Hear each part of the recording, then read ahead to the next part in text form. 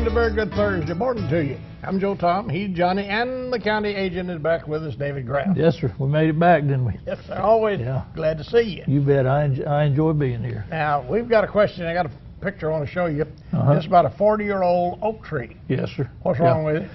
We're seeing, and that's one of the reasons I thought we need to talk about today, is we're seeing a lot of trees scattered, not just here in the county, but across this part of the state. And what's going on with that one? We think, I've not been out there, but I've talked to the people, and I think it's just that hot, dry wind. It's finally caught up. It's not dying; it's just been scorched. Yeah, it's just what they call leaf scorch. Okay. And a lot of times, actually, when I got here in 2014, we had some of the same situations, and went around with one of an arborist and actually showed me a tree down in Lucy Park.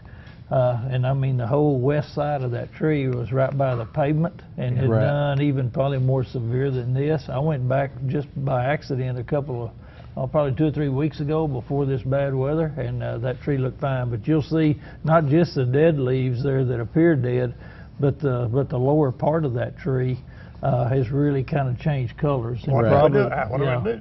Well, a couple of things. We just gotta put water, get more water in the ground. The person that sent that said that they were gone 2 weeks. They watered that tree prior to leaving, but they didn't soak that side of the tree. And that's what we're seeing a lot of cases of scattered around, is either the west side of the tree or where they haven't been watered, or if there's another tree beside it that's pulling some moisture out. So check that soil moisture, and if it's not that wet down to 24 inches, that's what you're going to have to do. If you've got small young trees, get something to help protect that thing. You know, well, you can mulch around the tree too, can't you? Mulch will help, but you know, what we had back then was just so much heat and wind. You know, we just like put it in the oven. You know, I think it's kind of like you see some of these motorcycle guys. They can ride and they don't have anything on them, but you got some, they got their whole face covered up. Well, they're going to scorch if they don't have that on there. So we gotta. You know how to tell a happy motorcycle rider? You count the bugs on his teeth.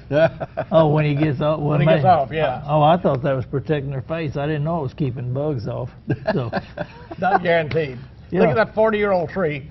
I don't know what a 40-year-old tree would be worth nowadays, but several $1,000s. Yes, it will. Yeah, and there's any kind of a tree. It's alive. No, it was a red oak, I'm pretty sure. Yeah. It was a red oak out there. And but there's we just gotta, and you know, I guess the other reason, sometimes when we have an issue, you can tell if it's kind of specific to one tree. Well, then you start thinking about specific diseases or specific pests. But I've already had call. I'm going to see one in the morning over a willow tree. I've had them call about magnolia trees. I mean, I've seen them with hackberry trees. So you know, when it's that widespread and a lot of shrubs, I've seen a lot of shrubs.